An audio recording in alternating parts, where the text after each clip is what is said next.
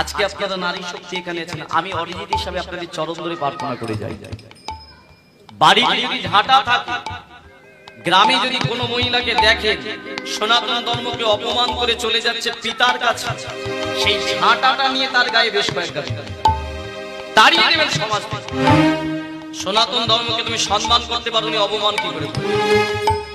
এই সমাজে থাকতে গেলে, এই মুকুন্দ দিঘিতে থাকতে গেলে সনাতন ধর্মকে সমর্পণ করতে হবে, সনাতন ধর্মকে ধরে রাখতে হবে হৃদয়ে যখনই যেখানে দেখবেন।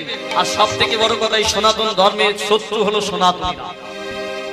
সনাতনীরা সব থেকে বড় শত্রু। এই সনাতনীগুলোর লোভ, আর সেই লোভগুলো নারী জাতি হিসাবে মা দুর্গার মতো আপনাদের হতে হবে, মা কালীর মতো হতে হবে। রক্তবীজের গলা কেটে যেমন রক্ত খেয়েছিল মা কালী, এই অসুর মুক্ত করেছিল, ঠিক আপনাদের তো সেই পথটা নিতে হবে। যদি না পারেন, আমি আছি, ফোন করবেন একটা। সংগঠন অলরেডি পশ্চিমবঙ্গে বহু জায়গায় তৈরি হয়ে গেছে, যারা সনাতন ধর্মের অপমান করে। অন ক্যামেরায় আমি বলে গেলাম, এরকম বহু জায়গা আছে, তার মধ্যে আমি আছি। কারণ আমি সনাতনী নিজেকে মনে করি যে আমি অনেক জন্মের সৌভাগ্য করেছিলাম, এমন একটা ধর্মে আসতে পেরেছি। আর দুর্ভাগ্য করে জন্মগ্রহণ করেও এই সনাতনীদের সৌভাগ্য হয়েও তারা দুর্ভাগ্যবশত চলে যায় অন্য ধর্মে। সেই মানুষগুলোর জন্য আমি জানাই, একবার তুমি আর একবার ফিরে এসো।